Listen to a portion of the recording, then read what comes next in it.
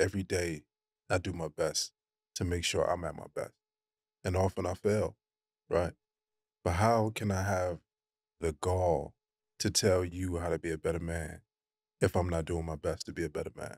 I live what I call an SS3D lifestyle. SS, stand strong in the 3 dimensions of your being, your mind, body, and spirit. If you do your best every day to perfect that and push toward improving your mind by reading something that's going to feed you, if every day you're doing something to push your body, you know, there's no mistake that I sit here looking the way I do, right? Excuse me, bro. Listen, I ain't humble about this, bro. You feel what I'm saying? This 4:30 a.m. every day, 2 hours. Let's get this Like work. all this, for a kid. Say no You know mistake. what I'm saying? That's premeditated. It's premeditated, partner. It's premeditated.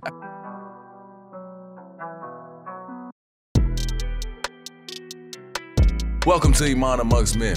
We don't shy away from topics other people are too afraid to talk about. We go all the way there. Now let's get it.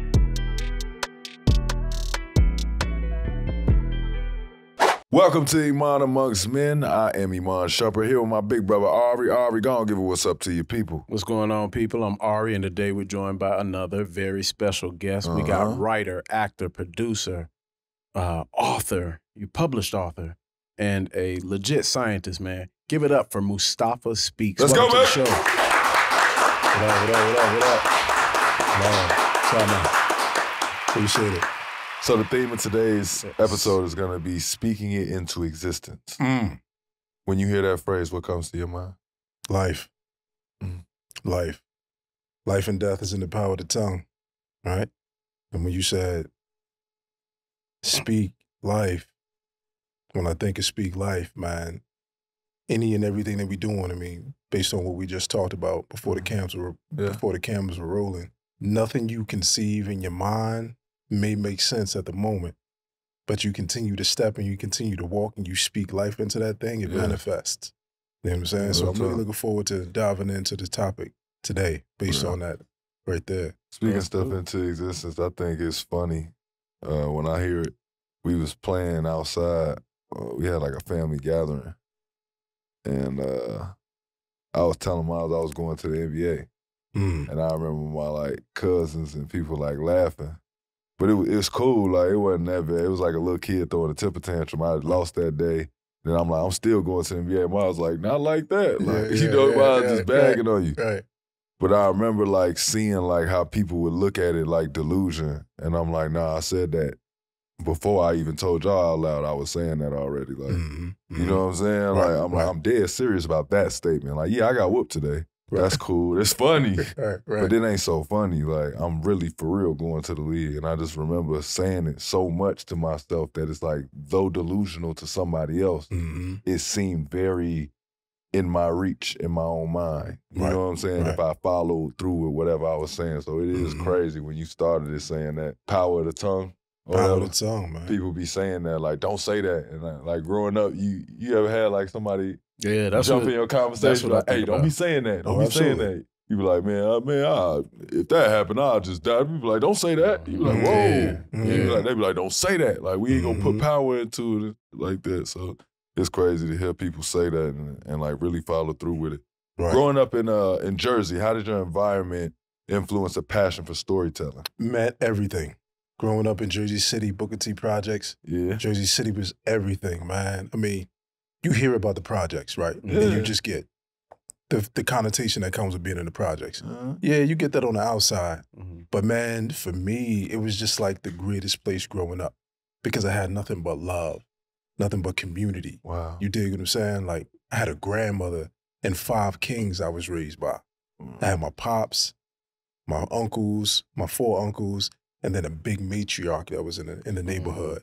So just watching them interact with their friends, with their family, my peers, I was able to see love in the community. So I didn't feel all of the other stuff that came with it. You felt safe. Felt safe, protected, felt supported. I felt loved, you know?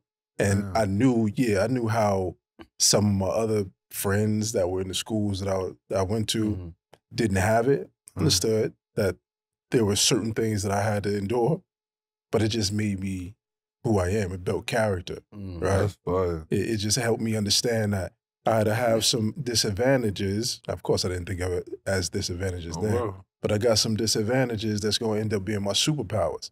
And that's exactly how I made it from the hood to Hollywood. Straight up. You know what I mean? In a matter of, 20 years. Yeah. You dig what I'm saying? It's cool when people like, it's like such a ode to your parents and your upbringing, and you know, you say your grandmother as well and everybody around you, when there's some that really ain't so kosher, and you can, as a kid, you can't feel it.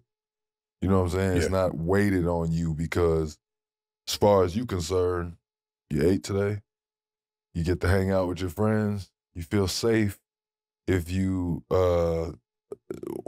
need one-on-one and some eye contact to talk to a parent or need some guidance, you had it. Like, that's how you protect somebody from something, whether they're in a disadvantaged situation or not. You know what I'm saying? Like, it's just cool to hear people talk about it. I've never heard too many people speak on the projects in that way at all. Yeah. Like, they'll tell you about little pockets and times that was fun with their parent or something, but they'll never say, like, I felt safe in that. Right. Because, I mean, that's not the, like, quote unquote, that's not like the sexy thing to say, but I'm sure in every situation, there are moments like that. Oh, no, there's certain people that say that their gang kept them safe. Their gang, they felt like the gang kept them safe. I'm not talking about that. That's just community, period. But, I mean, like, just specifically the project. Like, because the connotation is that it's low income. They don't have this, they don't have that, so then their life is trash. And it's just like, no, it's probably not. And most of the time, a lot of times, they don't really even know. Just like you were speaking about structure. And it's kind of like a magic act. And it is, a nod to your grandparents and your parents, because it's just like, those are the examples you set to where they're doing it so well, even though their world might be falling apart. Like, because they trying to do everything, but you don't even know the difference just because you're good. Like, you don't really, just like you said, you don't have to wear it, you're not feeling it. So you go back a lot?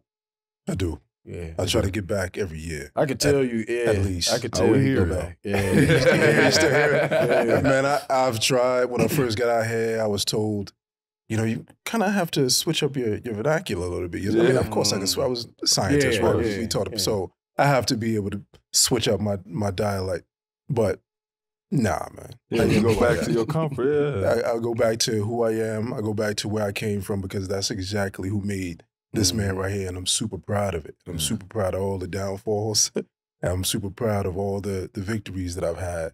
And I just think of, when I think of home, I think of my grandmother. I think of what it took for my pops to be able to get me to school every day.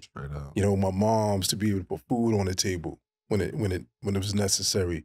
My grandmother to keep the kitchen clean when all her 12 grandkids running in and running out the house with their shoes on. You know what I mean? Like, so I think of home, bro, and I don't want to get choked up right now, but I just get choked up every time, because all I think of this is brother. Like, y'all remind me of my cousins, my brother. You dig what I'm saying? When we just sit here and we vibe. I remember sitting in the living room. Again, it feels just like this, with the 5 kings, with my pops sitting right there, my uncles sitting right there, and they're vibing as men. They're talking about their vulnerabilities. They're talking about their problems with their spouses, problems with their kids. They know how to, cry and then hold each other accountable, yell at each other, get in each other's face, and then hug it out at the end of the day. Y'all got a men's club in your family. Bro, this is what I grew up in. That'd be a great movie, by the way. That's going to be beautiful to shoot when y'all finally do. Just like, because you don't get to see that. Yeah. Like, you hear, we got the show about the kid of what happens when the dad's not there. Yeah. Or the uncles don't instill anything in them, but you never get that where you got 5 of them. That's Like, that's a that get held accountable. Yeah. That's a young that gets held accountable. Like, was it like that growing up with all of them? Yeah, man. But myself, I had cousins, when unfortunately, my cousin that was like my older brother, we grew up in environments. Your cousin's like your brother. Yeah, I mean, he ended up, succumbing to the streets a little bit. But we all had that accountability. We all had that tough love. We get smacked upside the head, yelled at for a second, and then, come here, boy, come here. It's I love you, right? Yeah, it's still a hug. I love you, right? But that shit not gonna fly. Don't do that again. Yeah, that's big because we don't, like, even growing up, like, I really appreciate my upbringing, but I didn't get that. And I'm noticing it now that I'm older, but it was like we didn't get that conversation afterward. Like that context as kids and being like, yo, you know why I did that? Or you know why I reacted like that? Or you know why I'm, you know, I'm not acting like I was yesterday? I thought that was just people growing up. And then once I start looking at myself and basically how we interact once we go apart and then we come back together, it's like, no, it's a whole cycle. Yeah. It's a whole understanding, and it's easier, way easier to be commendable like that when you learn it young. Yeah. Yeah. So we ain't had that. Our pops said, well, yo, whoop your you just go to sleep. No, but he had other ways. He had other ways. I wish he would have sat me down and explained it and told me like, yo, like I love you. You know what I'm saying? Like I'm not mad at you forever. It's just, you know, you need to correct this. Right. We didn't get that. We got like, you know, like he'll cook you something. Or he'll, you know, give everything still stays the same. But as a kid, it's like that understanding is way different than what I didn't get it till he was older, and then he actually got mushy once we got like older in high school. Now he love you too. But it's like I understand why he did it and why it is, because it's like, you know his personality and all that. So it's like now it makes sense. But if we'd have learned that when we were like 12, 13, 14, 15, it'd have been like, man, way easier. And the fact that you had 5 different examples is crazy, man. Yeah, I'm grateful. Shouts out to your uncles, man, and your pops. Because that's respect. I appreciate that. That's amazing. And were they all like the same kind of? Or did they all have different styles? They all had their thing. They all had their thing. Do you implement them into your characters? Of course. Of course. Absolutely. You got to. Absolutely. Everything that I do, honestly, I just gravitate toward those type of characters. Like characters and projects that deal with male intimacy. Yeah. That deal with male relationships and male relationships with himself. Yeah. A male relationship with father, son. Yeah. You know, brothers, friends, cousin, all of that, right? Because there's love between men that we don't see. And if we see love between men, it's like in a different context where it has to be overly like masculine, overly masculine. But much like, you know, a lot of my characters, especially recently, I implement a lot of these lessons that I've been taught and learned, and I like to pour into the hearts of men because I've been poured into so much. And that's the only reason I'm in this industry, only reason I'm doing what I'm doing, because of the magnifying glass that I'm able to have, the platform that I'm able to have to just share certain things. You know, sort of realize that you had an advantage with having learned these things. Like, when did you realize, like, damn, nobody else can really come from this place because they don't know it like me? When I had the opportunity, when I had the opportunity to go to college, first one in my family to ever experience anything like college. Stunt button. I wish I could, you know what I mean, take all credit for that, but that was just the dreams and the hopes and the prayers of my family, right? One of my uncles, bruh, he was like the patriarch of the family because my grandfather wasn't around. He used to always say, hey, stop, you the next one. You're it, okay? You're him. You're the one that's going to take this family name to a whole different level. And I was like, what? At the time, I was just playing football. And, you know, I was good at my studies. You know, I was playing football, basketball, baseball, doing all the stuff that kids do. He's like, nah, you're going to be something different. Like, okay. That always hit me. And I realized that once I went to college, I saw that no one had these type of experiences where they don't know what it's like to have to get up, get your own breakfast ready, get yourself ready to school, walk, you know, almost 2 miles to school, up the hill, rain, sleet, snow, and the heat, and then have to worry about how I'm gonna make it back home because I can't walk down that block. I can't go around that projects because this and all of that. Just the obstacles that we have to face every day that made me stronger, and made me strategic in everything that I needed to do. So when it came to a hard subject in class, or when it came to a teacher I didn't like, or when it came to a conflict with another student, it was like, oh, this is nothing. Because I know I'm not going to ultimately die. This ain't, this ain't the walk home. Right, this ain't the walk home. This is not the walk home. And if you do get a little slick with your lips that I don't like, I can handle it. I'm gonna just smack you. Like, this simple. Simple. And I'm gonna have to deal with the consequences later. But I'm gonna take accountability for it. It's simple. So he gonna tell you, I smacked him. I did it.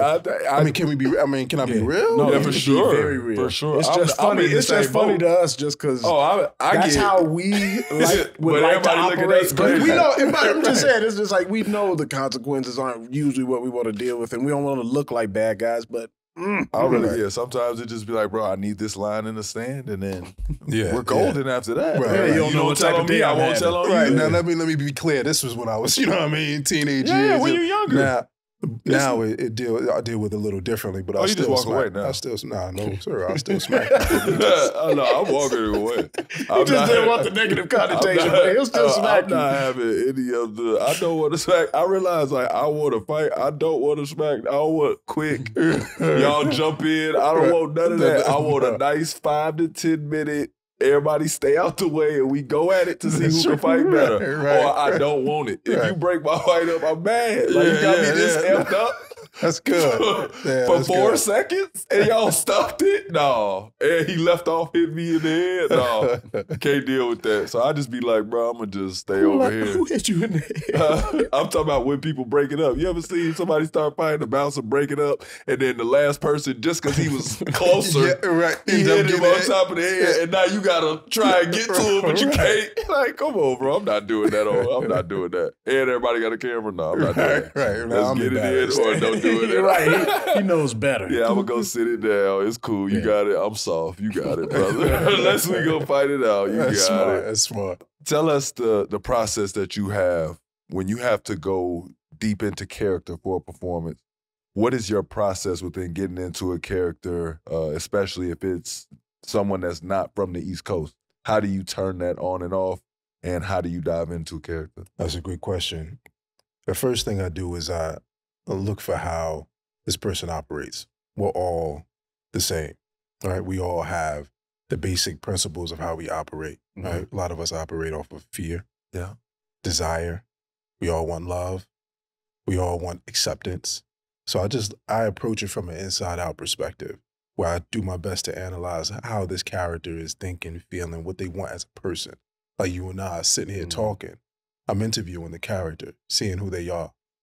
Once I do that, then I'm like, okay, well, I can relate to this, so let me add this here. I can relate to that, so let me add this here. And then I'm going to bring it through my filter of what my life experiences are. And then once I'm able to merge the two, I'm creating that character. I'm able to bring that character to life.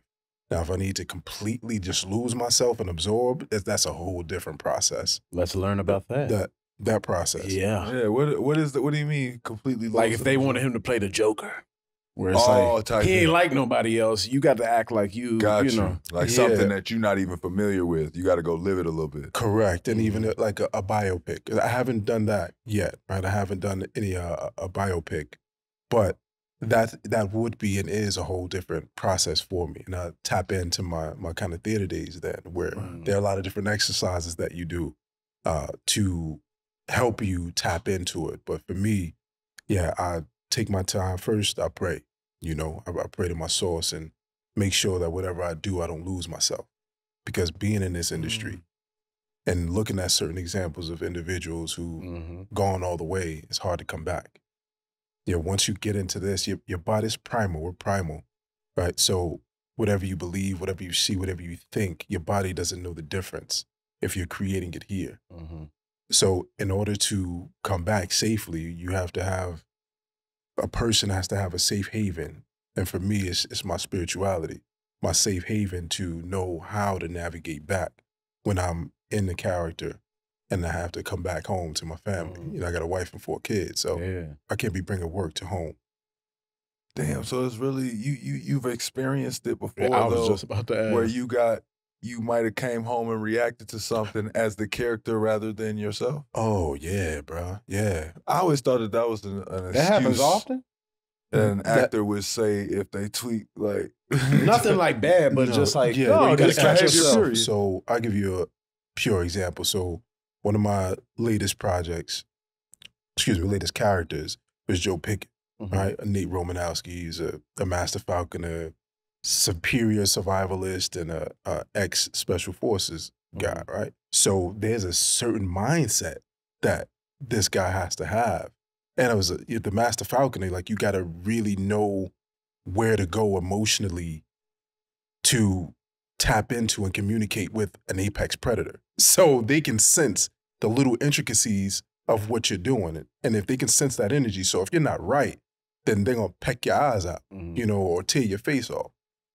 So being in that character, there's certain places and things I needed to do and adjust myself. So not a coldness, but an internal life that I had to cultivate that kind of closed me off to the world a little bit. So I wasn't, when I do go home after a tape, I had to decompress because I can't deal with my daughters with this hardness and this isolation on me. Or if my wife is asking me just to take something outside to the car, I can't. Like, switch it off. Yeah. You gotta realize what's going. Yeah, I have to, and then put it back on the next day when I go to work. Yeah. You get what I'm saying? So say next day for work, you just slept, you did it next day for work. How soon do you put that on? Like moment you walk out the door? Yeah. It's like, honestly, when I'm in my car, you know, whether I'm getting taken, you turning it on. I'm turning it on. Yeah, I'm getting back into the place. Now I'm at a point in my place, my career, and I go to therapy, right? I have my places. I'm in a place where I'm able to handle it a lot better and balance it a whole lot better because this isn't me, this is work. But in order to tell the truth, I have to be truthful and authentic. That's the only way you're going to believe what I'm doing on screen. Right. You really got to see me there. You really got to see me going there. So I have to really go there. Yeah. But again, just the process of being able to come back is the most important part. And that's why I highly recommend, you know, therapy for myself and then, you know, spirituality. That's crazy. When I was on the set of The Shot, seeing Curtis Cook turn into Doodah, one of the most amazing things to see, but is what you said, to see him turn the glaze on where it's like, he always seemed like he had something on his mind bigger than whatever you're talking about, but that was Doodah. So how you knew he was back Curtis was, get to it. No, he could engage with you. Yeah. I know, but it's just that, like, hurry up and watch it. Like, why are you talking? It's just like, yeah, get to the point because I got to. No, it's like, I'm thinking about so much stuff that I could only glance at you. Like, you're talking and he not really giving you the eye contact and the follow along. He just like, what'd you say? And then you'll start talking, but he might be looking over here. He might be listening. Yeah. But he looking over here, and then he might tell somebody that's walking past, he'll tell them to do something for him. Yeah. But that's Doodah. Curtis, when I actually got to hang with him, I'm like, this is the most respectful, like, fun, lighthearted.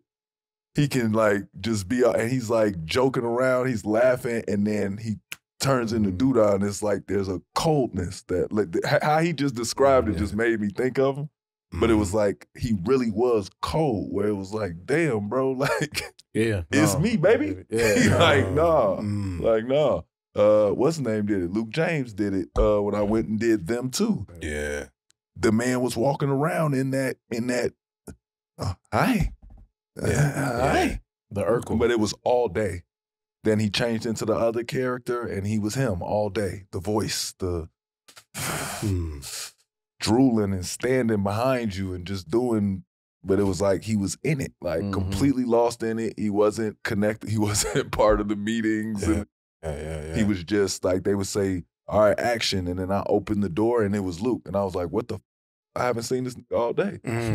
You know what I'm saying? I didn't even know this was here. Like, what the hell? Y'all didn't even tell me he was changing his hair. That kind of kept y'all away from him, too. Nobody knew. Nobody was with him in makeup. Like, we didn't know. It was just like, once you saw it, it was like you genuinely had the reaction on set. Like, it was crazy. It was mad. Yeah. It's raw, though, when people can do that. I still haven't all the way gotten a character that's had me tap completely away from myself. Even though I played Rob, he's different than me, but I could find myself within Rob because he's a Chicago guy. I could find myself within him, but I've never had to go somewhere where I feel like I'm nothing like that person, and this is going to take a whole lot of work. You know what I'm saying? And that was going to be my question. Like, what is your process like right now, being that you're you're starting to experience a whole lot of new characters and new ways of approaching these things. What is that like for you? For me, it's fun because I've never found comfort in being someone else. Like, I've always really been extroverted where I just like how I came up. I get stuck in my way a lot. So it was cool to find parts of me. Like, once I understood that character, interperson relationship where it's like, I'm not Rob, but I'm chill like Rob.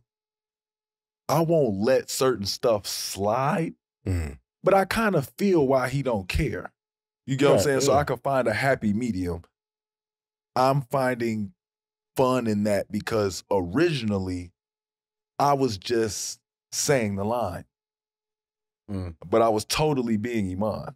Yeah. Like, you know what I'm saying? Like, y'all gave me the part and y'all might think I did that cool, but I just tried to do that how I would really try and go bag a girl. Like, y'all wanted me to be the cute guy? Cool, but I'm trying to bag her. Like, I'm not thinking about this character's from LA, this character's from he's this, he's that. I didn't even do all of that. I was Origin. just, on The Shy, it felt cool to sit down with Lena and the acting coaches and they like, no, this is like a Chicago guy. He's from the South Side though, he's this. So now I'm like, okay. I made fun of from the South Side all the time. Like, we always had this West Side, South Side thing. So they like tell me how out West, I tell them how out South, like it's funny. But when I did The Shy, I'm like, nah, I kind of want to slow down how I speak because I speak a little quicker than somebody from out South. So on The Shy, I'm consciously slowing down everything I say and dragging words a little harder. Like, and it's not to like make fun of it. It was to try and make it as genuine as possible because I noticed it. I'm like, damn, like this is the biggest difference I see. Like, out West gonna try and speed it up. Everybody out South try to do this. So I was trying to find ways to be a new person within still showing my natural ability to show an emotion, especially on my face. I think that acting is cool in that sense just because it gives the same thing with basketball in the sense that while we're doing this, I could shoot this, and when you say action, it's an escape because I really am him. Like, I'm not. And you gonna do, you know, you do the same scene. I didn't know you did that, but you do the same scene like 15 times. Like, over and over and it's over like, again. But, is it for options? Like, they just want options? Yeah, but different angles. It might be me and him may have a conversation right here. You're sitting right here though. This angle, they shot it like this. They got to shoot it like that. Then they got to get you just chilling here just so that they can get your reaction. But you got to be looking there. Then you got to be looking here. Then they may have an over the shoulder and they're not sure if they could see you yet. So you got to stay on set. You know what I'm saying? But it's like that whole time, you start diving deeper and deeper into this scene. Like the first time we shoot it, me and him may have a conversation and we just talk and you don't think about the conversation. But then me and him have it 5 more times. It's different. Yeah, then we do it and they say it's his close-up and he gets so in it, now tears start coming out into his eyes because he really mean it now. But now I did it one time, now the tears done came to me because he did it. So now we got to reshoot that because now they want the tears. They like, I don't know where that emotion came from. Exactly. And then they be like, yo, and now let's do one up until that part with the tears, let's do it there, and then y'all just go. Y'all just go after that. And then they're going to be like, all right, we need to bring Ahrii back. You need to sit in for this because we don't know what angle it's going to be at, but we can't miss none of this. Like, they in it now. It's take 12 of the scene 4, go. And it'd be like, bro, by this time, like, now I'm ready to shoot this. Like, and I start realizing that was what the production value was. Like, being able to have the time with those actors to run it until they completely become that character. And then when you see it happen, it just be like, wow, like you'll be sitting there, like at first people be snickering in between takes, but once it get real locked, it gets so quiet because everybody just like, like we can't this up. It's like watching a play. Yeah, you don't want to drop your phone. You don't want your phone to go off, nothing. You just like, this the one, this the take. And it'd be even cooler though to see like, you know, when you have like a great first half of a take, how they mix and match the scenes and cutaways. Like, shout out to all the editors for all these shows. They will have some looking like maybe some shit didn't go well and you had to do a voiceover, but it don't match. They'll edit it to where you saw a girl flip her hair right when you said that, and then they go right back. Like, it just be cool to see how they make go. Tricks.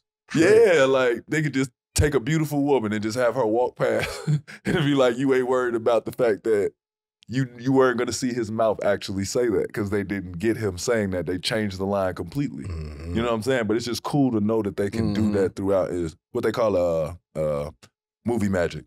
Yeah. There we go. Movie I thought magic. you was going to say the real term. That is it. I swear. I swear. That's what they call it, movie magic. Look it up, kids. I don't lie to you. What's the driving force that carries you through a multifaceted career? From the marine and environmental science and then going into acting and producing? My ultimate purpose. It's just one singular purpose. I get asked that often. How did you go from being a football player to going to be a marine and environmental scientist, Straight up, then an actor? But listen, my goal is simple, is to exhaust all of my gifts and all of my resources before my time is up. Now, if that means that the vehicle that I take to get to my ultimate purpose is a different career, then I'm gonna do that. But I ultimately wanna touch the hearts of my little brother, my little sister, that just so happened to move to my community, Booker T Projects. Just so happened to move to the community, Jersey City, and then so on and so forth and so forth. And meaning, push yourself beyond your limits. Don't box yourself in with whatever it is you think you can and should be or what somebody else told you. Maximize it and see what it is that you can accomplish. So when I thought about being a marine and environmental scientist, well, it was because I was inspired by my pops. He was the only one in the hood with a boat taking kids to the lake fishing. Copy. So my pops used to always take me, my siblings, and even some of the neighborhood kids fishing. Nobody ever did anything like that. We would go to Liberty Park and fish off the side of the pier, or he would take us to a place called Lake Hapakong, and he would just be so excited. He was like a self-proclaimed outdoorsman. He would go down south sometime with his family and bring it back to us. So I remember those days. But what I remember the most about those days was how it was time for us to just vibe as men. We would just have real conversations. Or sometimes we would just sit there and do nothing. People forget that is a form of communication. It's the strongest and the loudest, particularly for men and young boys. Because we're sitting here, you would rather spend your time with me right here, just knowing that the comfort of knowing you're here, I'm here, if we need to talk about something. But we don't need to talk about it at all. We can have a glass of water and just stare at the same street all day, listening to some music. That's it. That's communication. And I could tell by the songs you playing how you feel. Right. I can tell how you breathing, how you feel. Straight up. Yeah. You know what I mean? How your body posture, your body language. What you want to eat. Real talk. You don't want to eat all day. Like, you going through it. Even up at 5 hours, you ain't ate yet. Go get you a plate. Let's talk about it. Drink some water. That's probably what's wrong. Let's start there. I'll tell you the first thing wrong with you. You ain't drink no water. Right. Your lips dry, your white, your breath stink, your tongue white. Cotton mouth, you irritated. Damn. Start off with a glass of water when you wake up. Outside of acting, you write. Yeah. What are the themes you find yourself writing a lot about? Everything I said about acting, it's really the same thing. I only write about the things that I know. And again, it's about male relationships and male relationships with himself and with the world. You know, ordinary man dealing with extraordinary circumstances, which pushes him to become an extraordinary man. So anything that I write, anything that I talk about, it's revolving around that. I created this one project formerly called Splash, but now it's called Shadowboxing. And it's a story about a sex addict who's doing his best to live a normal monogamous lifestyle when he meets the woman of his dreams, but his alter ego pops up at all the wrong times, causing chaos in paradise. So it's a dramedy, but who doesn't understand what that's like? 100%. Right. You get what I'm man saying? don't understand? What man doesn't understand what that's like? Are you just dealing with the duality of, you know, yourself and expectation, you know, and then it ultimately deals with how do you overcome your struggles? How do you face yourself? Do you look yourself in the mirror? Do you take accountability? Do you go seek counsel when it's necessary? So that's just one example of the type of stuff I love to talk about. I have another project, 5 Kings it's called, that deals with, you know, a pseudo homage to my uncles and my father. That just deals with all of these different relationships and dynamics within yourself and your brother. Yeah, that's important to see too. Yeah. Do you feel like we don't get enough of that in any form, streaming, Hollywood, or whatever? Not at all, bro. That's what I said. I damn near don't. I can't think of any. Not at all. Not where you get somebody that just got an abundance of proper male influence. Male, I wouldn't say so. You just don't get proper male influence. Closest thing come to mind is like Crooklyn or something, but that was like a mix, and yeah, it doesn't. Maybe Friday, Craig. Oh, see, but we going back to like, you know, some classic stuff that we can relate, but nowadays, there's really nothing I can relate it to, but this is one of the reasons why I loved All American so much, right? And shout out All American to the team. do it. All American does a great job of that. You know, that's why I was a fan of the show before I got on the show, because it just dealt with Spencer's journey and his relationships to the male figures around him, with him and Billy, him and his dad. The accountability that his dad had to take. Because of everything going on. Exactly. Right? And then telling the other side of the story. Right. The brotherly relationship between Spencer and his brother, and then Spencer and Jordan. Yep. And then when my character came in, Coach Kenny and Spencer, and how he was just doing his best to love on him as a, you know, a uncle or a father figure type, and help him navigate the next level of his life, because he lost both his father figures. Just all of that. Crazy. You get me? Yeah. I really enjoyed that show for those particular reasons. And there are some other shows that are trying to do it, I believe, but not in the way. I just like when they have an abundance of like male figures that pop out throughout the show. It's usually like there's 1 or 2 male characters that you could respect in this movie. All the other ones are either reckless, dangerous, trying to snake somebody for whatever part of the character. I'm not saying it's on purpose, but it's nice to see 6, 7 good guys. Yeah. And they're actually a good part of the show. Right. You know what I'm saying? They're not like minimized where it's just like, he's a good guy, but he's like a lame uncle that's over here to the side. It's like, no, he's an intricate part of the show, and he's a good male guy that's talking, he's communicative, he's giving out lessons, and then he's still developing. I mean, he's still growing as a character on the show. You know what I'm saying? Yeah, like, that's cool as hell. Yeah, that's cool as hell to have, because you don't get that shit a lot. Right. What can we do every day to make the world a better and more supportive place for Black men or young Black men? Start with self.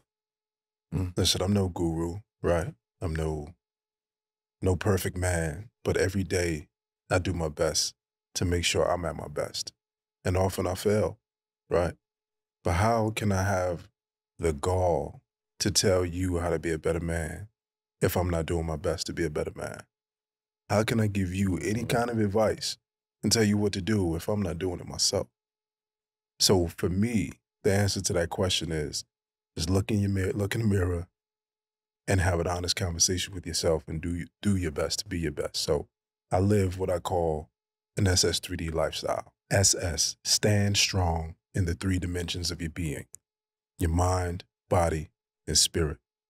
If you do your best every day to perfect that and push toward improving your mind by reading something that's going to feed you, reading something that's going to condition your mind to be where you want it to be, if every day you're doing something to push your body, you know, there's no mistake that I sit here looking the way I do, right? Excuse me, bro. Listen, I ain't humble about this, bro. You feel what I'm saying? This 4:30 a.m. every day, 2 hours. Let's get this work. All this, 4 kids. say no You know mistake. what I'm That's saying? premeditated. It's premeditated, Papa. It's premeditated. Like, you do everything you can to push that, and you get what I'm saying? No, for sure. And then you're spiritual.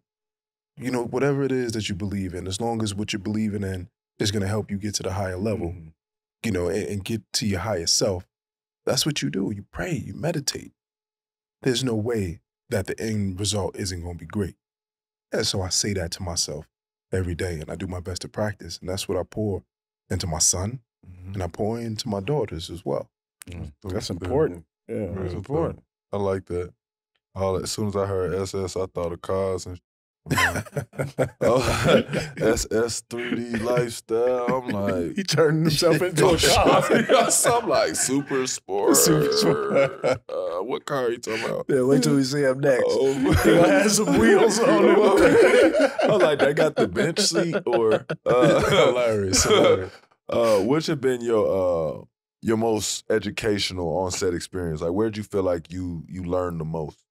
Oh, that's a good one. The most influential was Men in Black 3. I was in Men in Black 3 back in maybe 2010 this was, and I got out here in 2008. So I just got into the industry, right? Copy. This was one of my first projects. And I'm sitting in the same space as Will Smith. Oh, bro. As Will Smith. bro. Right? This is the reason I'm kind of in this industry, watching Bad Boys and all of that. Fresh Prince. Will Smith turned around and told me, let me back up a little bit, tell you a quick story of how that happened and what I did to prepare to meet Will Smith, right? Oh, you knew. So, okay, you knew already. Listen. Men in Black 3. Okay. Men in Black. No, but I'm just saying, like, he knew he was about to be there at what time and all this. So it's just like he could prepare. Yeah. No, I had to prepare, right? So I get the audition. I'm like, oh, this is cool. This Men in Black 3. All right. So I put my all in the audition. End up getting the call, like, get it. So they tell me, my agent calls me and tells me, but guess what, baby? Your scene is actually with Will Smith and Tommy Lee Jones, but you're with Will Smith in the scene. I'm like, what? I lose my mind. So I said, all right, I have to go and be on set next week now. Will is at a whole nother level, right? So frequency, energy, you understand that that stuff is real and is important. You gotta be able to vibrate at a certain level to like attracts like. So I'm like, all right, what I'm gonna do, I'm gonna go away for a weekend and I'm just gonna pray, meditate, get my mind right. I'm gonna read so that when I do meet him, we can have an intelligent conversation and I'm clear-minded, I'm clear-headed. I'm not dealing with any of the gunk and cloudiness in my mind. I'm able to be super clear. I come back from my vacation, I get to set with Will, and we sitting in Video Village. You know what Video Village looks like. No. Yeah, I was just finna say, I don't know what that What? You don't know what Video Village is? Oh, okay. So I was like, we didn't even know where we live. We didn't even know where we live. You want to sit all the time, man. All right. It's over there. And John over there throwing up the set. I'm like, it's got to be an arena or something around here. I'm like, there's a studio around here somewhere. Video Village is where everybody sit. All the cameras and stuff. No, it's where the producers sit to watch everything that's going on. Gotcha. Producers, directors, everybody. They sit and watch. Remember that. And Will Smith, I mean, then you have cast holding, but Will and everybody, we all just sitting in Video Village, but it's just us three. So Will is sitting there. And I'm like, all right, some chance to just have a conversation with him. Let me see. I just do it. I'm like, yo, one of my favorite books that I read, because I heard him read it, is The Alchemist. I was like, listen, bro, I feel like I'm Santiago right now, standing on the top of the mountain, meeting the alchemist. He was like, oh, all right, you getting your Santiago on, huh? I see you. Okay. All right, so what's up, man? Tell me your story. Where you at? Where you from? So I told him I'm from Jersey. I said, listen, I'm just out here doing everything that I can to understand the game, understand the craft, so that I can be the best that I can in this industry. I enjoy all the work that I'm doing. I revere all the work that you've done. So if you have any keys, any game to share with me, I'm open to it. He was like, all right, I got you. Look, so first thing you do is that you find the people that you rock with, the people that you really get down with in the business, and you create together. You create your own work. You get that pen, you understand how to write, you write. You get with your people, you work with the same people, then bam, bam, bam, bam, bam. He started giving me the game. it was that one single moment that inspired me to continue in this industry, because he felt that I was valuable enough in this industry and just as a person, and validated me enough to say that you can do it and you can do it at a high level. Said, that's all I need. That's fire. Right. From Will Smith. From Jesus himself. Christ. I got the same insight from Billy Bob Thornton from the project that I'm just working on called Landman. Billy. Yeah, exactly. That's OD. Right. I'm not trying to stunt too hard. The button is pressed. You go stunt. The amount of wisdom that I've gotten and the amount of validation that I've gotten from certain people in the industry. And you value it. I value it, right? And I do my best to pour it into others because it's been freely poured into me. Michael Jai White, you know what I mean? He's like a big brother. Don Lewis. It's like all of these people that I've had the opportunity to work with have been able to have poured into me. Yeah. And I've been really grateful, and I've done my best to utilize it. That's fire. It's Pat a lot yourself of people on the that back, don't. man. Yeah, it's a lot of people that don't, though. It's I think a large amount of people that get in those spaces and just because they don't want to come on too strong, or they don't want to seem like a fan, or they don't want to seem this way or seem that way, they might just say nothing. And it's like, bro, especially with some of these legends or whatever, whatever you call them, in your respects, you run into them. If you don't ask them for none of that game, you're never gonna get it, because they're so, like you said, they're so good, they're so locked in. They're not gonna step outside for no reason. Right. They got to look at you and see somebody and want to take the time to say, hey, I like what you're doing. I see where you're going, and here's the nod. You know what I'm saying? This is what you do. But it's like, if you don't ask for it, it's kind of like we was talking about with basketball. If you don't come up to me and ask me something that's like really going to help you, if you could go get it off Google, I'm going to be like, whatever, Joe, just get it off Google. Yeah. Because I don't want to have that long conversation. But if you come with me, like you said, where you come with that frequency where it's like, you know, you say something about a book. I ain't read that book. I ain't gonna lie to y'all. Good book. The Alchemist. Good book, yeah. Yeah, I'll write a book before I read one. But if somebody came to me with something about something that I knew, and I took that frequency on, like, all right, I like that. I get what you did there. You know what I'm saying? And then I open up to them. I would hope that somebody would ask me something that I could help with. You know what I'm saying? That you can't get on the internet. When you say you went and did a retreat, is that within doing that, are you trying to disconnect from fandom, the fan part of being a fan of their work? I'm trying to connect deeper to me. I'm trying to do my best to make sure I understand who I am and gain the confidence and the internal strength to not have to worry, to not have to worry about being a fan, because it's coming from a genuine place. Right. I want to know who you are as a person. How are you doing this job as a person? Right. And so the communication that we just mentioned is nonverbal. So he's going to feel my energy before I even say anything. Right. So if my energy is desperate, my energy is like, oh, I'm super scared and nervous, then that's going to pick it up. Yeah, Real basically, talk, he's just going to pick it up. Yeah. With anybody. I mean, you work, do you have a situation where, bro, that you've met someone that you admire, a mentor that you admire, you wanted to say something to, but you didn't allow yourself, or you actually did allow yourself to do it, and how did you deal with that? Oh, well, I kind of felt it when I was a kid. I don't know if he remember, we met Muhammad Ali. Yeah. Yeah, that feels good. We got pictures of it and everything. Yeah. But anyway, I'm only bringing it up because when we were there, we went, our parents didn't really tell us where we were going. Our pops knew this guy who owned like these flea markets. He was Muslim, like big in the Muslim community. Yeah. We didn't know much beyond that. We just knew it was a party. So we going, and when we get there, we just see people moving like a lot more than we usually are used to.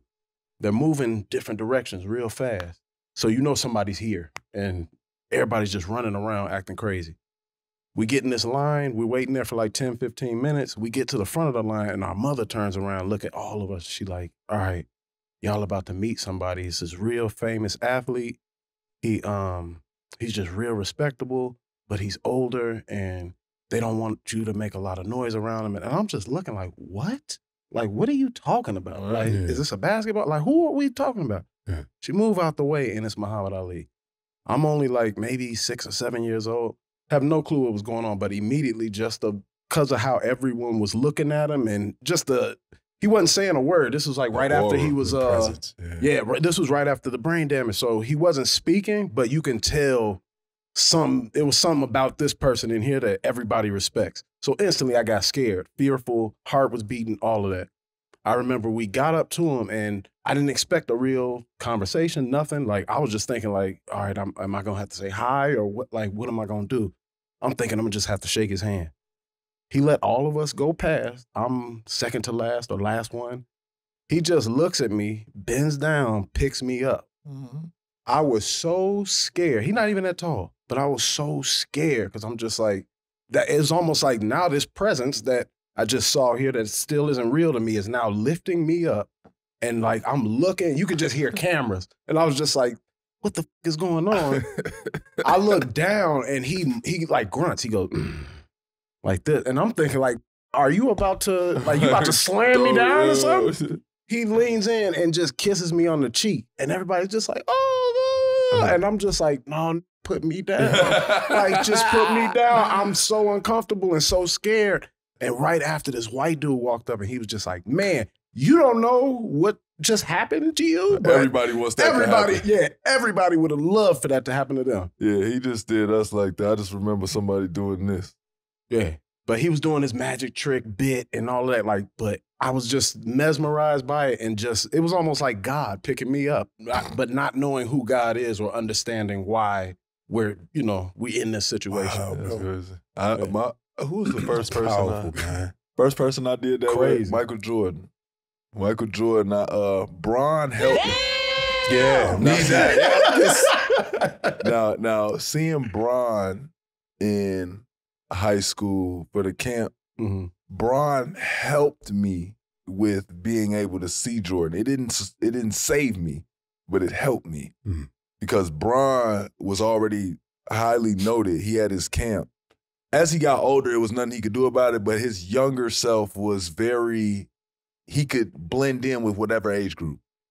Like if you're a young guy, y'all all 19, he knew how to conduct himself around 19-year-olds to where we didn't feel like he was somebody we couldn't talk to. Got it. He just blended in really well and then could talk with a 35-year-old man about X's and O's, like switch it up like that. It was nothing for him. But Michael Jordan walked into my game and we stopped playing. I'd never seen a distraction quite like that. The game started. It's a playoff game.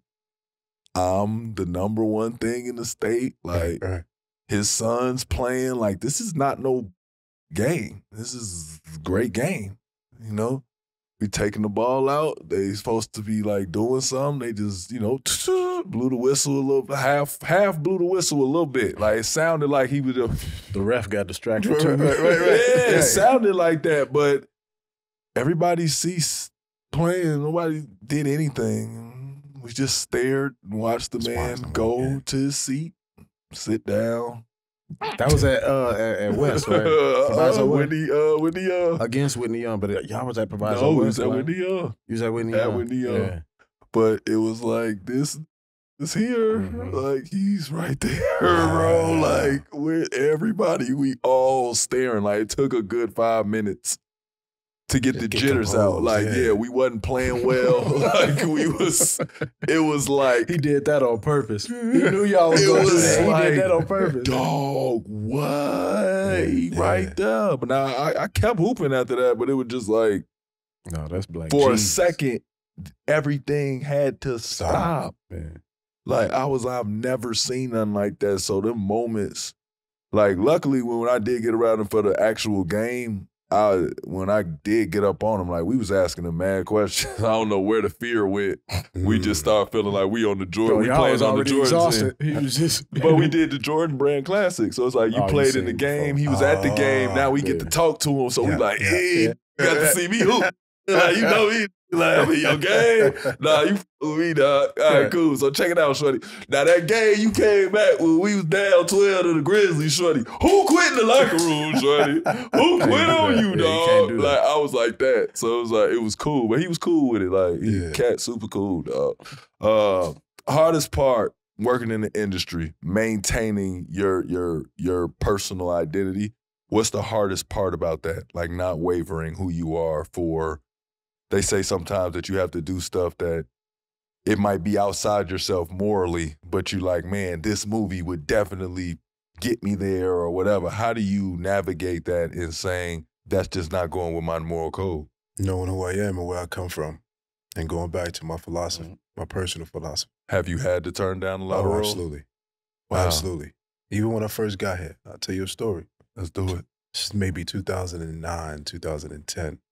Again, I got out here in 2008, struggling, doing my best to find ways in the industry. And when I say struggling, I mean just hustling, right? Trying to do what I have to do. I was training at the time. But there was a project that was very popular on HBO Skinamax. You remember Skinamax on HBO? No, you remember? Just in case you didn't know. Okay. But the way he said it got me nervous. All right, He do know. He know. We didn't call it that. I forgot what we called it. But you know, after like 10 o'clock, they put on the flicks. The flicks. I knew when it got late. Yeah. I didn't know it was called Skinamax. Yeah. That's Because we weren't grown. It wasn't. It wasn't. Yeah, right. So it was one of the, and like I said, I was training and I just came out the season, all of that stuff. So I was, I mean. So I was feeling good about it. I was feeling good. You know what I mean? In my early 20s, you know what I mean? I'm that guy. So I get this offer to audition for a particular role in this project. And I'm like, all right, great. Yeah, of course I'll audition. So I go on an audition and I kill it on an acting tip. Yeah. Kill it. Then they were like, okay, great take. All right, can you just turn around for me? It's like, all right, cool. Okay, profiles. Okay, cool. Back to the front. Cool. All right, do you mind shirt? You mind take your shirt off just so we can see your physique? Oh, yeah, of course. You know what I mean? Right, let's get all day. All right, turn to the back and see your back. Can you drop your pants? Excuse me? Can you just drop your pants, please? All right, y'all. Oh, yeah. I stepped out. Right. Stepped out. They offered me the job. I got the job, right? For sure. They were offering at the time $15,000 for me to do this role for one day. Something that I could have used because at that time because I needed that to pay my studio rent, which was $1,200 at the time. Do I regret not taking that role? Absolutely not, because of how demeaning that felt, being in that audition room, asking me to bare my entire body. But I had to ask myself at that moment, okay, is this what you want to do? Is this who you're going to be defined by? And is this the action you're going to be defined by right now? I said no. And as soon as I turned that role down, 3 weeks later, guess what role I got? Men in Black 3. Men in Black 3. Because I had enough confidence in myself and enough awareness at the time to say no. Question. Was the director female? Yeah, out of all of that, that's what he took. That's a legit question. This is a legit question. No, it's a legit. Because I don't know if it feels different. A woman saying that and then giving you context and saying you may have a sex scene. I just want to make sure it looks good. Yep. Yeah. And then it could be an old white man. I'm serious though. That's what you was going to say. But that's crazy. It could be an old white man. It could be an old white woman. It could be a young white woman. It could be a director that's so young you just like, bro, I'm not doing that. It could be all types of reasons that it. But that's why I would ask, just because I'm like, dog, I don't know if that would have made me uncomfortable, depending on who the director was. If the director was somebody that did passionate love scenes all the time or whatever the hell, like, and I thought it was gonna be a good movie, I wouldn't even feel uncomfortable that I would kind of damn near prep myself. Well, that's the thing though. He kind of had leeway on that. He knew it was. Did you know he knew it was Skinemax? Yeah, I knew this was okay. He knew it was Skinemax. So but I'm saying not even money wise. I don't even think it would. I enjoy sometimes doing that where the role has to be uncomfortable. For me to want to do it, because it's like I don't want to get caught in a bunch of comfortable roles, because it's like for me, it's not really acting for me. Yeah. It's like I'm just sort of helping market the project at that point. Yeah. Like, I'd like to be in something where people got to be like, wait, that was Iman? Like until I posted on my Instagram, you didn't realize I need to get some of those type of roles. So it's like I might do something different. That's why I was asking, just because I didn't know if he was standing on the other side of some, that it was like, hey, bro, you're weird. Don't you ever ask me to do nothing like that ever again. Right. That's good. Well, let me put this in the context, right? Because one, I don't know what his intention was and where that was, but I just knew how it made me feel. Right. But here's the thing: there's art, and then there's business, and then there's a nexus you have to understand. So, if it was about the art, then yeah, it's going to be what project is it? How's it going to look? What is it going to be? What is it going to do for me, fulfilling wise? Right. If it was a bigger film. Now I'm looking at my career. I'm just starting out. The things that you do when you just start out is going to determine what your career looks like. I truly believe if I would have did that job then. You'd just been a boyfriend role somewhere. I would not be where I am now in the roles with integrity, with male leadership, you know, with strength, with dignity, that I'm in now. Right. And being in the market that I'm in now. Real talk. Because of it's those like, well, if he early does decisions. that, we don't want him for this. No. Got it. You get me? So I totally do. That was a really good, and I'm proud of myself back then, strategic business move. And it got me. Real talk. Got you Men in Black 3. That was it. Acting on morals and made a strategic business decision. That's it. Wow. Yeah. Wow. What some morals to do? It's very simple. Wow. Right. Some morals. Oh, wow. That's awesome. Don't use it too loosely, but yes. Oh, yeah. I mean, great. That's all you really need, though. Like, if you can trust on, I don't remember how the exact saying goes, but if your mom and dad taught you something, I don't know a set of parents. Now, you might have a set of parents that might not all the way follow everything they told you to do. But with most parents, 9 times out of 10, they told you the right thing to do. And if you could stick to that moral compass of something that if I can't do this in front of my mom and dad, I shouldn't do it, you're going to land somewhere you need to land. Or in the vicinity. You know what I'm saying? It take a little work. Take a little getting off your ass and going hard for it.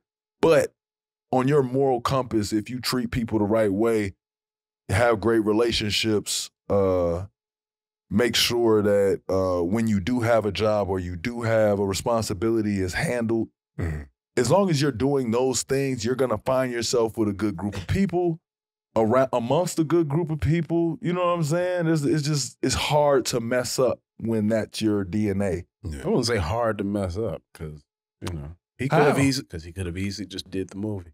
He could have just been like, man, I got to pay my rent. But he had parents that told him, you're not going to sell your soul, bro. For what? You don't want to do it. You knew right then when you did it, you felt uncomfortable. I wasn't taking it as like selling your soul. I was just taking it as like, I'm saying something else. I'm saying that small lesson can translate into something like to a lot of people that could have been small. That's when his moral compass kicked in. Like everybody's own kicks in. And as long as you stick with kind of where you got it, like you said, when you go home in your mind, if that's the walk home, then I could do it. But that ain't on the walk home, but that's all. That's out. Is that like I'm thinking in the context? By the way, I'm taking that walk home. By the way, that walk home. He said like if it is light, if it ain't scarier than when I go walk home, that's light. That's not the walk home, brother. I'm acing this. Please, what do you mean? This is light. Yep. It's not even the walk home. The walk home is cold. That's cold as hell. And I walked here. You know what I'm saying? Don't forget, I walked here. Strength. Already hot. Strength. And it's like, understanding what you've been through already. Mm-hmm. You remember what you've been through already. Nothing that you come up against is going to hold any merit, especially if it's not life or death, particularly for the, this goes to the young men and young women that's in these particular places, these disadvantaged communities. If anything that you're facing is not scarier than what you've already overcome, just go forward. Go forward. 110%. Straight up. Can we get that on the screen? Go forward. Go forward. And just flash it. And it's wild because I used basketball as this is gonna be my time to purely be me, revert into doing all the aggressive, I'll break you down, but it's all a character, so to speak. Like me on the court, even though it's freely me and my biggest comfort, I definitely turn into a completely different person that is not regular or wired regular. I'm way more prone to do some wild playing ball than I am off the court, but I like that because that's like a, I don't know, I guess it's a release, so to speak. Outlet. Yeah, outlet. An outlet not to go cuckoo a little bit. But it's like I guess that's my character. Yeah, like we've been saying, they're all like little, like you guys kind of have little alter egos of yourself. Really, everybody has it, but you all have a chance to really perfect it and work on it, and there's a place you can go to that cultivates it, kind of like gives it value, and they either want more of it or less of it, or they want you to do this with it instead of doing this with it. Right. You can kind of learn how to use it. In normal life, you really can't. You just get punished for it. So you got to be Bruce Wayne during No, you can't be, and he got punished. But I'm Bruce. I'm like Bruce. No, you're not a billionaire. But I'm a billionaire. So it's like, what does that even? No, what does that even mean? Like, where's your Batmobile? I got one, McLaren. Where's your cape? Where's your cape? I tuck mine in. Do-rag. Yeah, who makes your stuff? Who makes your gadget? McLaren. McLaren makes your gadgets? What's your gadget? What? Who do you jump from building to building with? Oh, you talking about building to building? Yeah, let's go, man. I'm a different Batman though, because Batman don't use guns. I do. Oh God. So like Batman don't like violence with the guns and stuff. I do. I don't want my bad guys. They not even gonna flash in the air. He gonna be a part of the problem. He gonna be a part of the problem. My Batman hang with the Navy and the Army. Like, I'll hang with them, meeting them, Call of Duty. And he's too tall. They're gonna figure out who he is.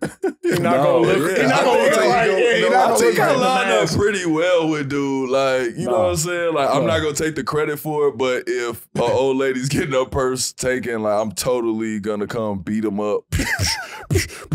Take all the evidence so there's no video that ever comes out and it's like a Batman just did you in. But then I go right back to being Bruce Wayne and act like I'm just streaming. That's wrong. I'm saying, like, if Batman, the reason why Batman, because he hate when I do this, but Batman, I'm just letting everybody know. Imagine Batman with a streaming service.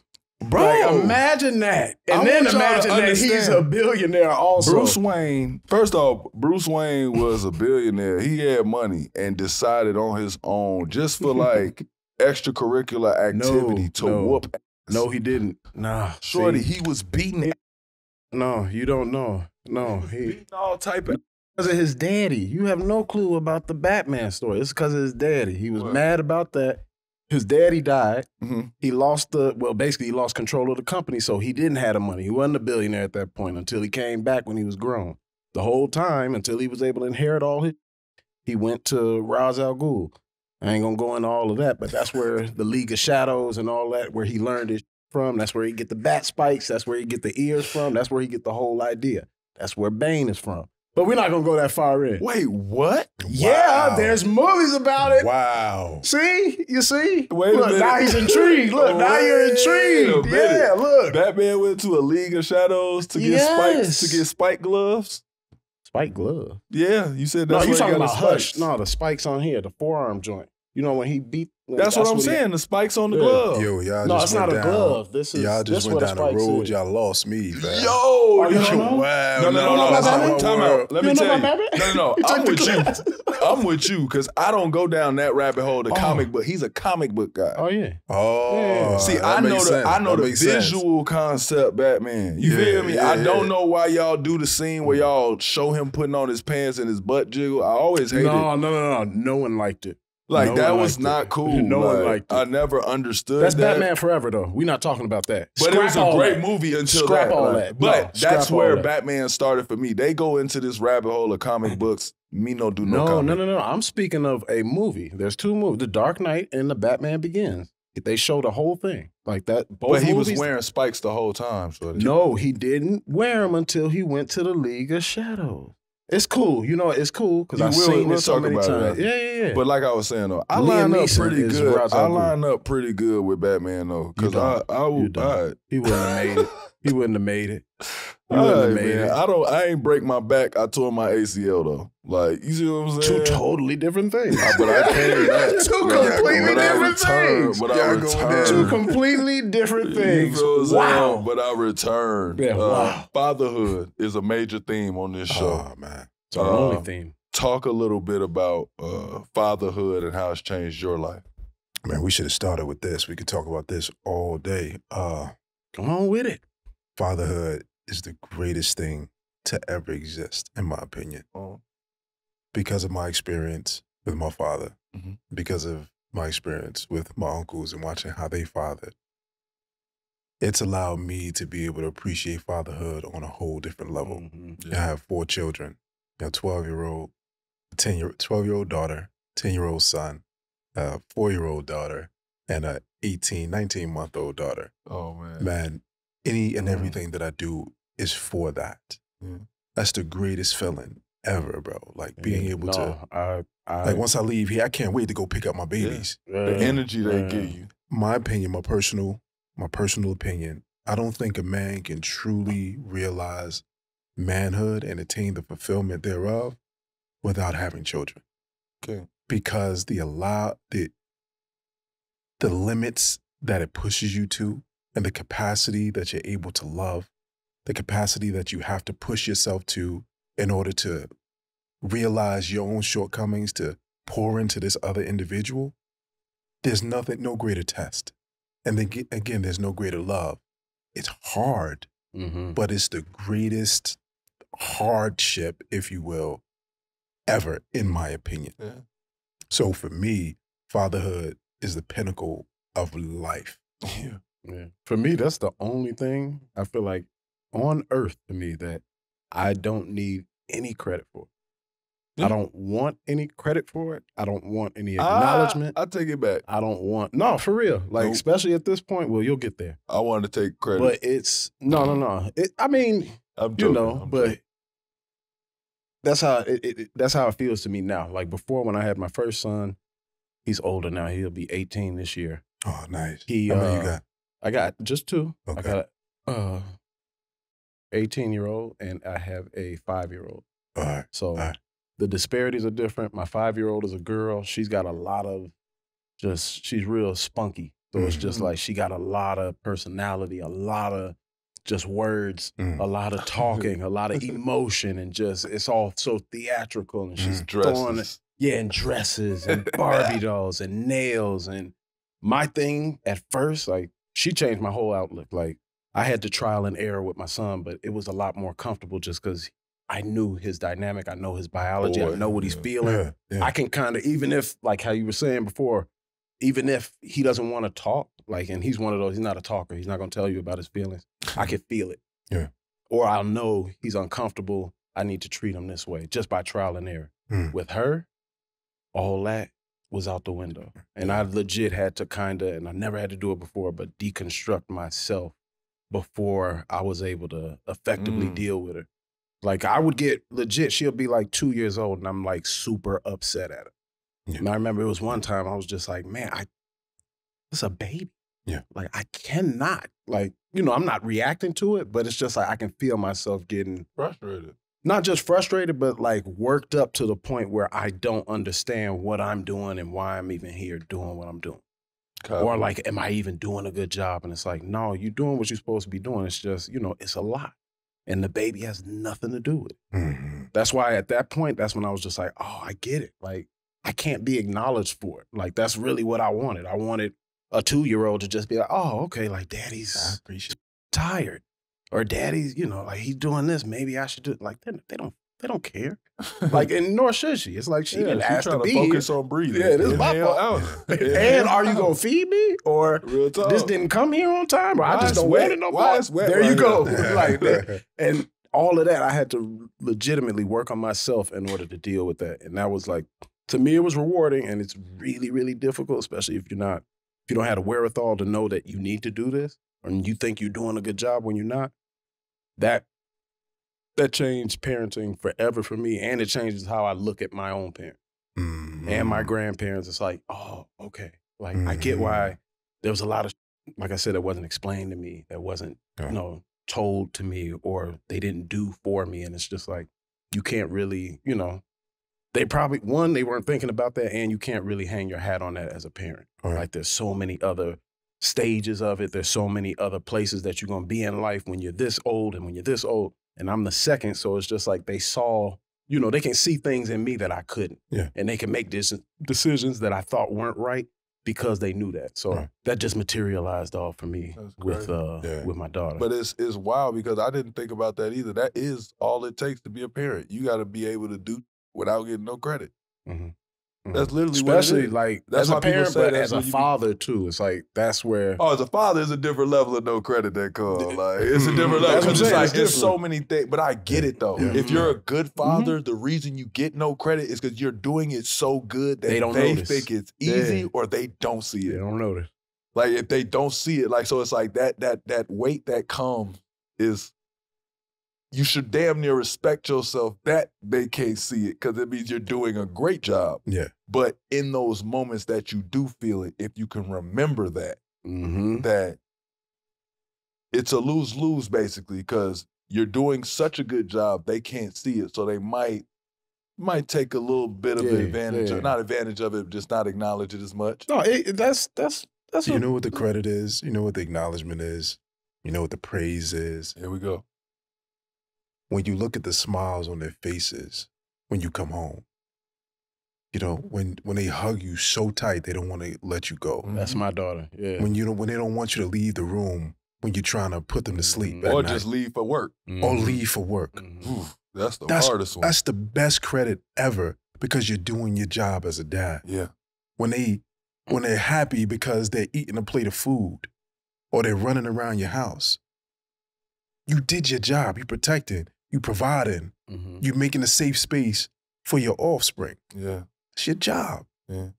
My pops used to always say, bro, don't thank me for doing what I'm supposed to do. You ain't gonna praise a bird for flying, are you? Oh, come on, Pop. I ain't even blink. You feel what I'm saying? Yeah. So you don't gotta tell me. That's why I don't be on socials posting my kid and all that. No. I'm doing what I'm supposed to do. Real. I don't need praise. I don't need your glory for showing. Yeah, not to say that that's bad, but it's just we don't need it. That's just not how I do. When my kid walk across the stage or anything, I'm gonna be the embarrassing parent. I ain't gonna That's different, and that's different. I'm gonna be all type of proud. All day. All day. That's my baby, dog. All day. You see her? Yeah. You see her, right? You see her, right? You see her? Y'all see my babies, right? All right. You did. No, I'm saying that's what was done. That's like your biggest victory. That's why you see dads do that, where they be like, "Dad, when you stop," and it be like they can't. Or they first time seeing their dad cries at that graduation when they just boo-hooing. And you be like, damn, but it be like, bro, I've been trying to be tough this whole time. And shout out to those universities that were allowing it. Like they weren't kicking parents out. Yeah. They weren't making it an issue. They was just like order, get some order in. Like we can't be having them do this. They just don't want them yelling over the next person's Oh no, name. they was doing it. They was doing it, but at the same time, it's just like, like we're understanding what this is. Yeah, if you're super proud, if like, it's a genuine moment, I think everybody's cool with it. I think it's just never cool to have somebody yell over somebody else's name. Yeah, of That's course. just not cool. Of course. Everybody's graduating, so as long as everybody gets acknowledged, I'm always cool with it. I would never yell over somebody else's name. but I'm definitely gonna be that embarrassing parent. Absolutely. He gonna accidentally do it. Because what does that do for your kid? Yeah. That lets your kid. Now, I've been in that situation like several times, and you know, my kids are that went through a divorce, and my kids are in a different place. Yeah. My two older kids, so they're in Alabama, and they are really conservative, quiet. You know, you follow the rules and this, that. Nah, Not that's me. out. Not That's me. out. That's out. My kid getting honor roll. Oh, I'm too proud. I'm super proud. I'm going, yeah, Joe. I'm screaming. They're like, Daddy, no. Yeah. But every time they're looking for me. Mm-hmm. They're looking for me to encourage them like that. I'm their voice now in the back of their head every time something is difficult. Oh, he go embarrass me. Even when I'm not there. That's my goal. Mm. I need to prepare them for when I'm not here. You can still hear me. I need you to hear me. I need you to feel me for when I'm gone. Mm-hmm. And you're a 12-year-old man, a 20-year-old man, a 50-year-old woman. You know daddy got your back. Oh, bro. Mm-hmm. You know daddy is going to encourage you. Real talk. You don't need no other man, no other woman to do it because you got it here. Yeah. It still feels like always That's it, resonate with man. Man, I love that. no, No, I love that's that, bro. perfect, man. That's perfect. I love Perfect. that. Real talk. That shit is Change cool. directions for him so he can catch his breath. Give him these rapid. All right, we're going to go rapid fire questions. Oh, You know what I'm saying? Because we got to get the shark thing out the way first. We got to we do didn't it. even touch that. Why did you develop a shark repellent? Because I was fascinated with sharks and people were scared of them and I hated it. What? So what is the repellent for? The repellent is to help the sharks. You didn't want So- people trying to go after to kill them. So the reason I got into shark repellent particularly is because I was given this article from one of my research professors when I did an internship. But I was always fascinated with sharks, and I was fascinated with this whole idea that Jaws did with making people fear sharks, right? I have this whole philosophy that, you know, propaganda and what Hollywood does to certain things, it makes us scared. It creates a narrative. Jaws did that with sharks. A Birth of a Nation did that with black men. Yeah. Oh, yeah. Okay. I thought he was going to say sharks. I was like, That's what, thinking I thought when there you was a said deeper sharks, meaning. I was like, Follow me. It's a much deeper meaning. Follow me. We're with you. We're with you. I go ahead. Stay with me. Stay with me, I right? got you. So the reason why I hated that connotation because I knew how beautiful sharks are. I know that the reason why sharks exist is because they're the most perfect creature in nature. They've been unchanged since their formation. They're a perfect species. They have every species has to evolve in order to not become extinct, right? Every species, we've evolved, roaches evolved, sharks have never evolved. For real? That's a prehistoric animal, prehistoric species. So, understanding it, right? You see how fascinating that is. I never knew that. Right. So seeing this, I'm like, well, why are they getting a bad rap? And I need to help change that narrative, which is why I got into sharks. And the reason why the repellent was developed was because they were getting killed by bycatch. Are you familiar with what bycatch is? No. Bycatch is when, say, a fisheries industry would go, a ship would go and fish for tuna, but sharks would end up on the line instead of tuna. Sharks would end up dead, right? Because either they're eating the tuna or they're eating the bait that's on the hook, or just for some reason they're getting killed and they were becoming extinct. That's the real implication of it, because the fisheries industry was losing a lot of money because of shark bycatch. And then you hear the reason why it applies to us, surfers or people getting attacked by sharks. But the truth of the matter is, you're more likely to get struck by lightning or get in a car crash than you are, or even a plane crash than you are to get attacked by a shark. Okay? So they're not as vicious going for humans. Like, Not necessarily. Not at all. Oh, you don't think so? They don't. No. The reason why people get attacked by sharks, couple of reasons. One is because we're encroaching on their environment, right? Sharks are getting pushed to different places because we're building up and now the water quality is horrible. Another reason, if you go swimming, right, this is to everybody, I hope you all understand. If you go swimming at dusk and dawn, these are the prime feeding hours of sharks, dusk and dawn. So if you're surfing and you're swimming or whatever at a beach, you're more likely to encounter a shark. Humans swim like hurt fish. So if a shark, their job, they're wired to clean the ocean of weak prey. So they hunt weak fish, weak seals, weak anything that's a larger animal. Yeah. So if you're swimming in the ocean at their prime feeding hours, a shark is going to become curious. Once they become curious, do they have fingers to see what this is? Do they have a tongue and just say, oh, let me see what, I don't like that. No, right? They just have teeth. So they take a bite, an exploratory bite. It just so happens an exploratory bite, that might be an arm for us. That might be a leg for us. It might be the end of our lives. But the reason why you hear about shark attacks is because the victims are able to live to tell about it. Wow. Sharks are apex predators. They're designed to hunt. So if they wanted to kill humans, they wanted to attack humans, you wouldn't hear about it. That's a good point. So it's a different way to think about this stuff. You know, they have a sixth sense called electroreception, where they're able to detect bioelectric fields. Every time we move, we emit electricity out of our body. And in the water, it travels a little farther, right? So when the sharks start to get that sense, feel that sense, now they're honing in on where we are. Crazy. It's almost like they don't have... I just can't have a cut on my finger or something because they just smell the blood. That too. True, but not likely. Yeah. Not likely. It's not like that. They don't. That's not really what they do and what they're trying to do. You just taught me something new. I swear to you, I thought that sharks. Yeah, if I got a cut, like I ain't getting in there, the shark's gonna kill me. No, he's not saying that. He's just saying it's not likely to happen. He's not saying go in there with your cuts. Playing, they not really coming to look for me. They just don't be in there in their feeding hours. I didn't know that was. Go right in there with your cut then. Go ahead. No, he said don't be in there during their feeding hours. You already in their period being in the ocean. True. You already in my. True. You already in my living room, in my guest house. Just don't come in my bed or don't come in the kitchen while I'm eating, shorty. That's all I'm saying. I'm finished. I'm finna start eating. Don't want to see you in here.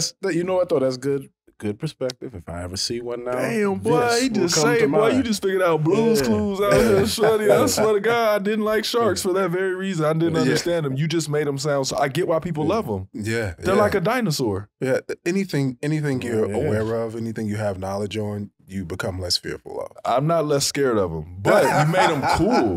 No, it's just perspective. No, I would totally shoot one because I'm scared to death. I can't beat you in any type of way. You have way too many teeth.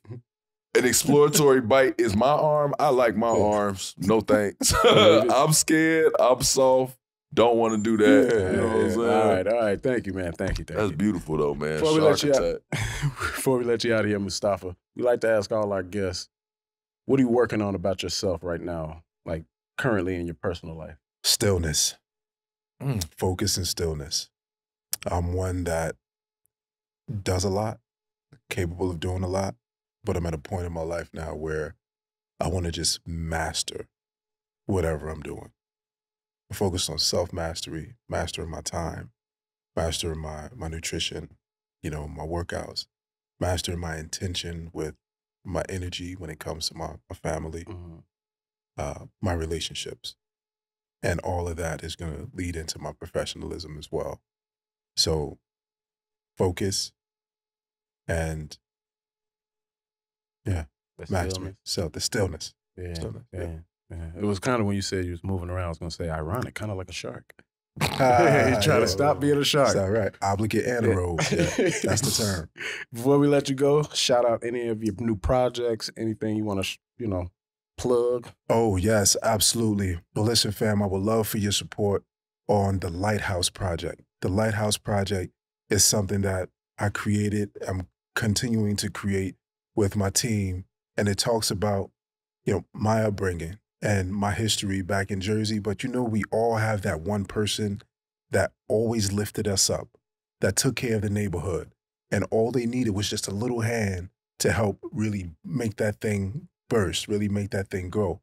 And the Lighthouse is a series that I'm creating where I want to find the lighthouses in different areas around the world, because there's probably one in your neighborhood right now.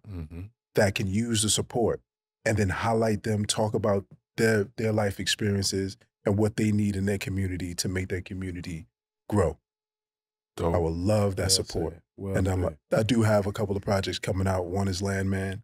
That's going to be on Paramount Plus. Let's get it. That's the one with Billy Bob, right? That's the one with Billy Bob. Sign y'all. What's up if you ain't already with Paramount Plus? Right. Let's Check get that it. out. And I have another, but I really can't release the details just yet. He's Where do we follow you? Yeah. You can follow me at Mustafa Speaks on Instagram, at Mustafa Speaks. That's MUSTAFASPEAKS.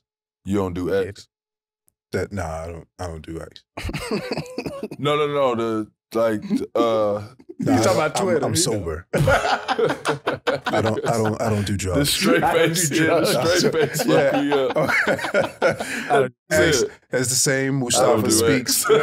Mustafa Speaks _ I was wondering if you were gonna catch that or not. Like he was doing that. He completely stopped. Said, I don't do that. I don't do that. As always, thank y'all for rocking with us on Iman Amongst Men. I'm Iman Shumpert. And I'm Ahrii Shumpert. Thank you to our guest, Mustafa Speaks. Man, amazing. My dog, real talk. Hell of an interview. Make sure you go rate 5 stars, review, and subscribe wherever you listen to your podcast. And to watch the full video episodes, you're going to head over to YouTube and search Iman Amongst Men and hit subscribe. And until next time, y'all, we are gone.